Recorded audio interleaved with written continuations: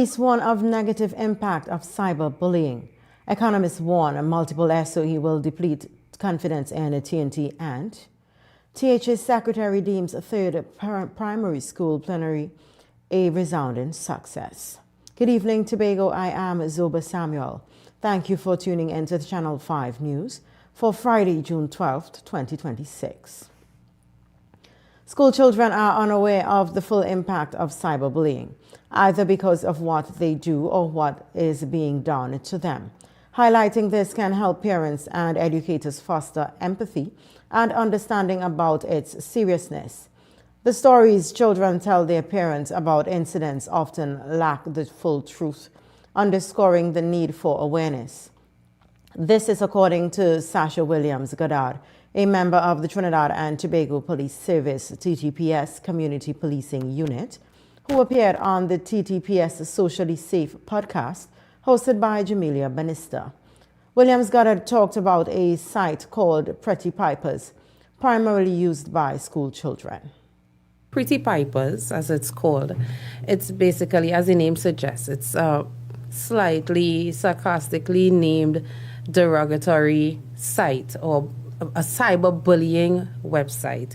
It's an Instagram site, not really a website. Instagram and TikTok, the primary accounts, the primary apps that are used for Pretty Pipers. And there are several Pretty Pipers accounts because, of course, they were banned. People reported some. They had to take them down. And then we had new ones popping up. Every time one is banned, a new Pretty Pipers account has popped up. She spoke more about social media accounts. They use these platforms, which are run by children, young people, all below the age of 18, and they use these accounts to target and bully other young people. Even teachers have found themselves on Pretty Pipers. Wow, so they're bullying teachers now? Yes. Yeah.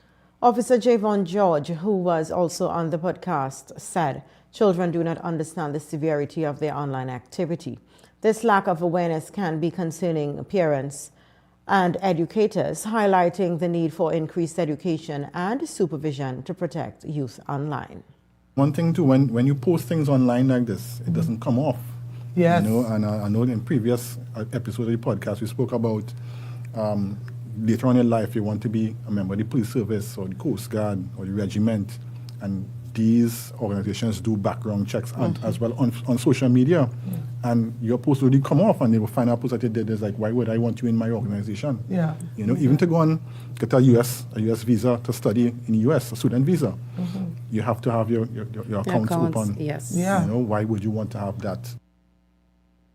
The officers say that as soon as the shutdown of the Pretty Pipers site, others appear almost immediately, making it difficult to get rid of them all. Police use specialized monitoring tools and community outreach programs to combat these sites, which helps the public understand the ongoing efforts to protect youth. Meanwhile, Williams-Goddard related a story in which a child constantly complained to her dad that she was a victim of cyberbullying. However, after an investigation, it was discovered that the child was the one bullying people online. Her father, like many other parents, could not believe that his child could say such heinous things online to other students.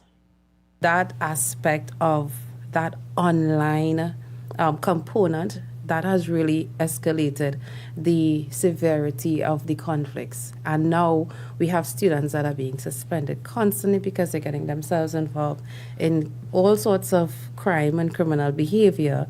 And they're ending up before the police or within our suspension programs. We have parents who are lost and confused and frustrated and don't know what to do.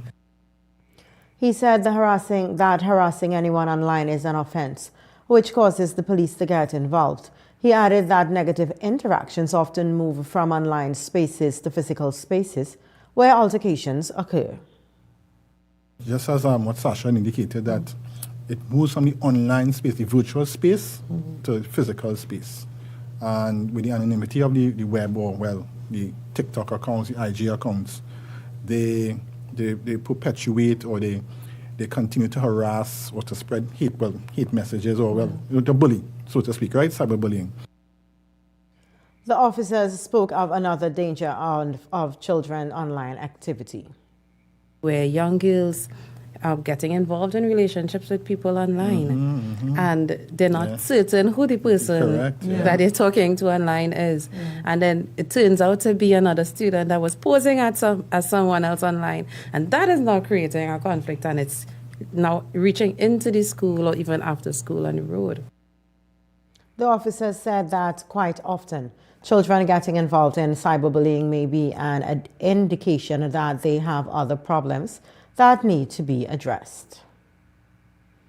In other news, Tobago East MP David Thomas has declined an interview with the Tobago Channel 5 after the content of his contribution in the House of Representatives on Wednesday, which were outlined in an online story.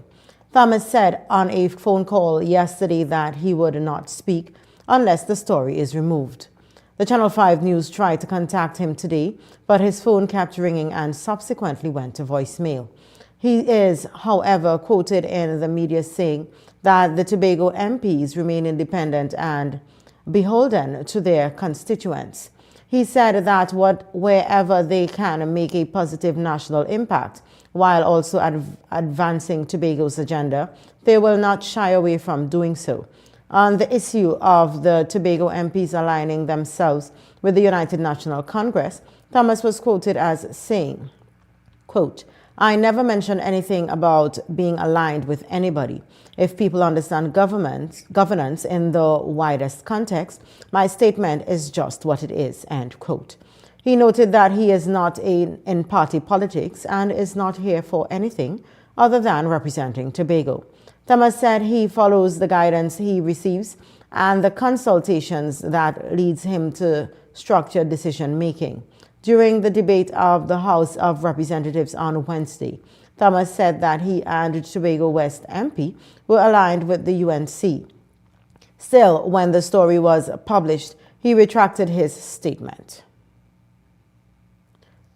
It's not us, says the Division of Tourism, Antiquities and Creative Industries, as it sought to clear the air on the circumstances surrounding the delayed payment of salaries to lifeguards.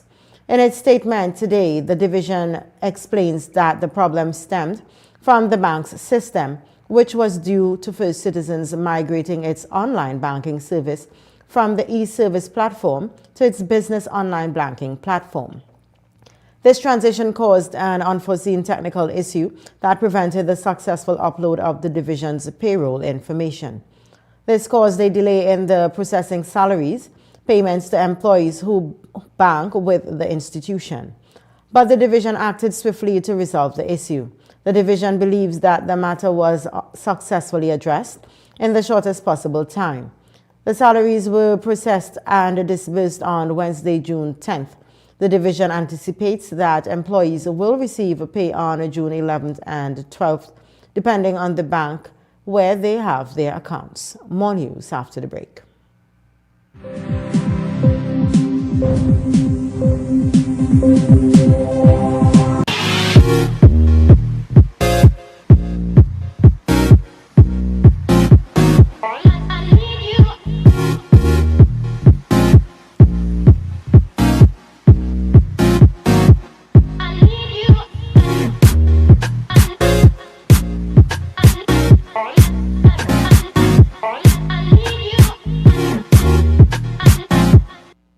Credit Union. You can make your goals unfold, go get it. You can live your dreams on a team, let's do this. You can get the help you need to succeed. Run Credit Union, you can believe that you can achieve it. Today you can live that dream. Pull up to the job and surround your week with Run Credit Union. Yes you can, yes you can. Come in and live your best life today with Rand Credit Union. Welcome to the speed round of getting money right. Let's begin. Name some of the red flags associated with an investment scam.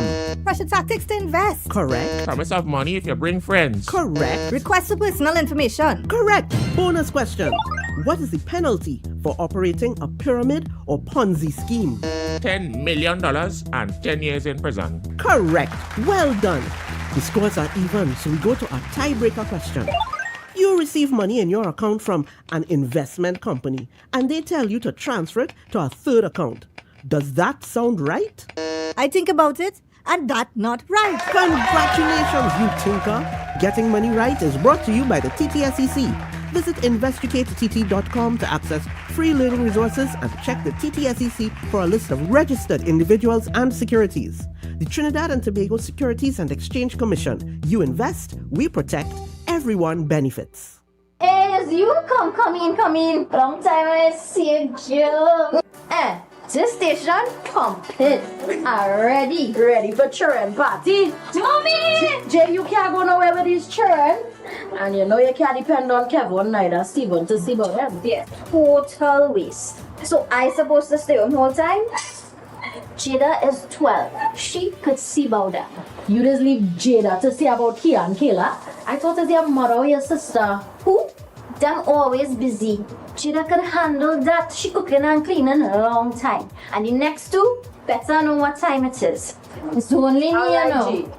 I will talk to my mother. She just home these days. She will make sure the children okay. Alright. Let me see the moves for later.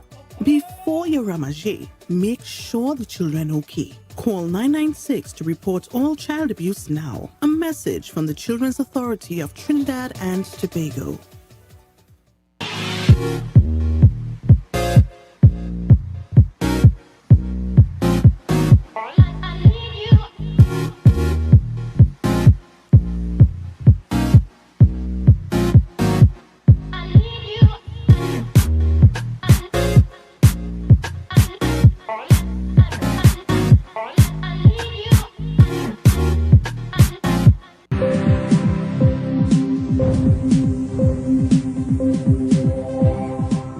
Welcome back. Economist Dr. Vanis James predicts a loss of confidence in TNT if more states of emergencies are implemented. He was commenting on parliamentarians' decision to extend the state of emergency until September. James, in an emailed response, said, quote, "One would expect that to cause a loss of confidence, resulting in a slowdown in the rate of investment and hence the rate of growth of the economy," end quote. Asked what the impact is on tourism if continuous states of emergencies are called, he says he anticipates a slowdown in investment and visitor arrivals, which would eventually lead to business failure and its repercussions. He is not ruling out the possibility that investors would start leaving Trinidad and Tobago. What is clear, he states, is that to solve crime sustainably, policy must identify and address its root cause. Prime Minister Kamla Persad-Bissessar told parliamentarians during the debate on the motion to extend the SOE that an extension of the SOE is justified, as it is a necessary measure to combat a quarter-century of violent crimes. She noted that there has since been a 42% reduction in homicides. She warned that removing the SOE too soon would allow criminal organizations to reconstitute, rearm, and erase national security gains. The opposition has criticized the SOE, saying it is not a crime plan. The collapse of the communications tower in Flagstaff, Charlottesville today has significant implications for local connectivity, prompting Chief Secretary Farley Augustine to convene an emergency meeting to coordinate a rapid response. In its statement dated June 12th, the Office of the Chief Secretary, OCS, stated that following the collapse of the tower, there were communications and utility outages in the surrounding area. In response, the Tobago Emergency Management Agency, TEMA, is expected to install several Starlink units in Charlottesville, starting at the Charlottesville Micro Mall, to provide Wi-Fi access to affected residents while restoration efforts continue. The OCS says the Tobago House of Assembly is expected to fund the replacement of the collapsed tower and its associated kiosks. However, the cost of the replacement was not disclosed. Commenting, the Chief Secretary stated that he understands what it means to live without access to communication. At the same time, other communities across Tobago continue to enjoy connectivity. He added that restoring communication services must be treated as a priority given the essential role connectivity plays in a daily life, emergency response, public safety, and community resilience. President of the Trinidad and Tobago Scrap Iron Dealers Association, TTSIDA, Alan Ferguson, says it's time for centralized scrapyards so that dealers' inventory can be monitored closely. He called for a temporary ban on the sale of copper. His call comes after several incidents of scrap iron was stolen. The latest involves a man allegedly breaking into a Trinidad and Tobago Electricity Commission TNTEC substation at Breachin Castle to steal copper, causing a problem that resulted in a voltage dip across parts of Trinidad. It also comes after a meeting with officials from the Ministry of Trade, Investment and Tourism, the Attorney General's Office, Customs and Excise Division, police and other stakeholders. In a statement, Ferguson called on scrap iron dealers to immediately report any suspicious transaction or activities to the relevant authorities. In 2022, the then government imposed a 6-month ban on the export of old and scrap iron. Then Attorney General Reginald Armour said the ban had to take place as there was a, quote, wanton assault on a national security infrastructure, end quote. Back then, there was a series of illegal copper thefts. Ferguson objected to the ban then. President and CEO of Argyle Unified Farmers Development Group, Ramesh Rajman, says the group is not pleased with the new fines that the government is implementing on coconut and other agricultural items. He says there are agro-processors in his group and this would negatively impact them. Rajman says that at the very least, there should be consultation with stakeholders as it pertains to the affected products and explanation of the formula used to derive the new figures. Rajman remarked that the government may be trying to recoup the back pay through increased fines.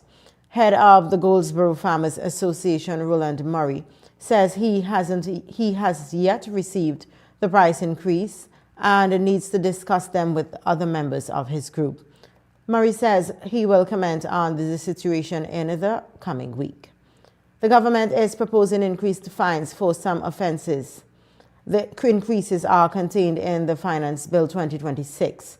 They include increases in the manufacturing of vinegar for sale without the license under the Spirit and Spirit Compounds Act. The penalty moves from $2,000 to $8,000, an increase in 300%. Also included in a doubling the penalty for manufacturing copper products without a license under the Copper Products Control Act. The fine would move from $4,000 to $8,000. Higher penalties would also apply to a range of other offenses, including hunting-related violations, tobacco sale offenses, and breach of gaming and liquor license laws. More news after the break. Stay with us.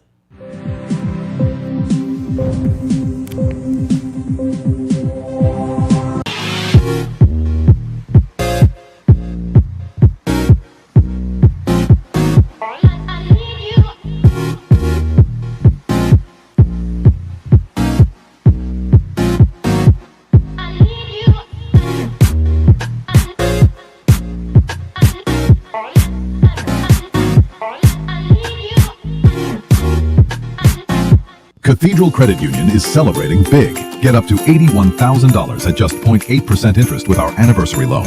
And because Christmas is in the air, we're spreading cheer with up to $60,000 at only 1%. Visit cathedralcutt.com or call 235-6947 today. Cathedral Credit Union. Member owned, member focused. You can now get whatever you need whenever you need it anywhere in Tobago with Tobago. Your meals, medication, groceries, and shopping all delivered directly to you. No more hassle, no more stress. Get the Tobago app today on Google Play or Apple App Store. That's TAPPOGO and let us deliver to you. Check our website at www.tapogo.app or call the experts at 494-TOGO and 484-4746. Tobago. Relax. We will get it to you. Tobago's at your service.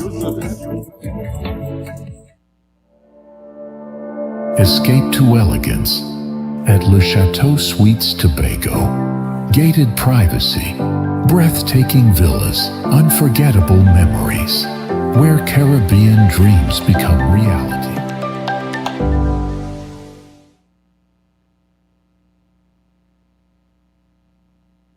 MI4 Security Services Company is the most advanced security service in Tobago. Ask about our cash and transit service. It's safe, risk-free, reliable, and timely. We provide safe banking delivery for all business types and sizes with highly trained staff, 24/7 monitoring, coordinated emergency response, and a well-maintained fleet of armored vehicles. Contact us at 660-7723 or visit our website at www.mi4securitytt.com to sign up today.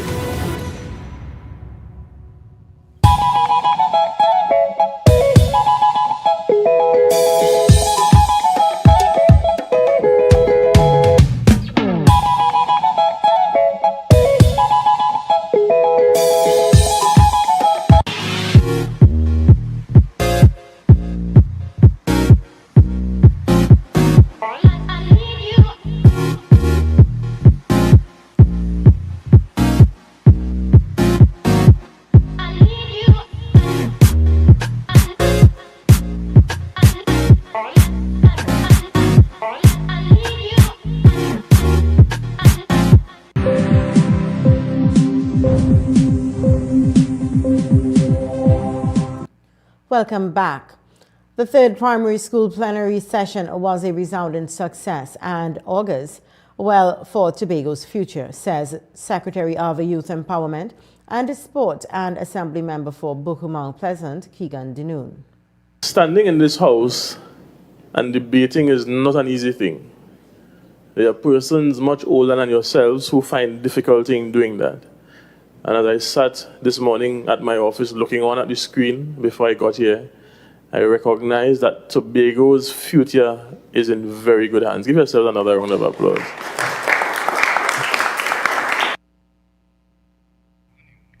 Dinoon says his generation could only have dreamed of such a platform, and it is with the pride that Tobago House of Assembly is pleased to be part of this opportunity. Today has been a powerful demonstration of what happens when young people are given a voice, a platform, and an opportunity to think critically about the future of their country. And I want to begin by saying how proud we are as a Tobago House of Assembly to be a part of the third primary plenary sitting. Dinoon says the debate in the chamber, although only for demonstration purposes, will have far-reaching effects on how the current THA plans and develop. Dinoon says that as people embrace technology, they must be allowed to manage its usage. The same technology that unites can divide, Dinoon says, and society must be mindful of this. The plenary session was held in the August plenary sitting, Jerningham Street, Scarborough. And the motion at the June 12th third primary school plenary session at the Assembly Legislature were passed with 10 for and 8 against, with no absenteeism. The third annual primary school sitting debated the motion, be it resolved that this House supports the establishment of a technological educational curriculum that facilitates continuous digital training for teachers, thereby preparing Tobago's children for success in the modern digital world. Minority Leader and member for Roxborough Argyle, Jarius Mark, did not support the motion. I would like to say that I am highly against the idea of implementing technology into primary schools in Tobago. Yes, it may be beneficial to all students and teachers, but it can and will cause a decrease in the academic level of students in Tobago. Chief Secretary and member for Palatavia Speyside, Owen Benoit, summarized the debate in moving in support for the motion. This motion does not call for reckless implementation. It does not suggest replacing traditional teaching methods. Instead, it calls for the responsible integration of technology into our educational system and the development of a curriculum that prepares both students and teachers for a digital future. Benoit urged the Assembly members to support the motion and give Tobago's children the opportunity to thrive in a digital future and compete with the rest of the world. Benoit says that children in Tobago must be given the chance to advance and not stand still. Visa's newest collaboration brings Visa's global payment network to one of the largest LLM platforms. According to Visa, the collaboration aims to support, quote, seamless, secure transactions and broader AI-powered use cases across commerce environments supported by agents, end quotes. Visa said the strategic collaboration with OpenAI enables secure Visa payments within agentic commerce and enables seamless, trusted payments across the OpenAI platforms. In making the announcement this week at the Visa Payment Forum in San Francisco, Visa said its partnership will provide its global network with security infrastructure to support agentic commerce experiences, allowing consumers and businesses to interact and transact with confidence. It noted, too, that the partnership is a part of its Intelligent Commercial Initiative, aimed at extending secure payment capabilities into new digital environments. Visa noted that with OpenAI, it will explore some enterprise applications and that more automated and conversational workflows and transactions will operate based on user permission, policies and controls, including spending limits, merchant categories, and required approvals. Of the partnership, Visa Chief Product and Strategy Officer Jack Forrestal said, quote, AI will transform commerce more profoundly than the internet or mobile technology ever did, end quote. He added, quote, as AI agents become active participants in the economy, Visa's focus is to ensure transactions are trusted, secure, and seamless. That's the infrastructure we are building with partners like OpenAI, end quote. Let's recap our headlines. Police warn of negative impact of cyberbullying. Economist warns multiple SOEs will deplete confidence in TNT. And the THA Secretary deems third primary school plenary a resounding success. That does it for us tonight at the Channel 5 News Desk. I am Zoba Samuel saying have a good night and stay safe.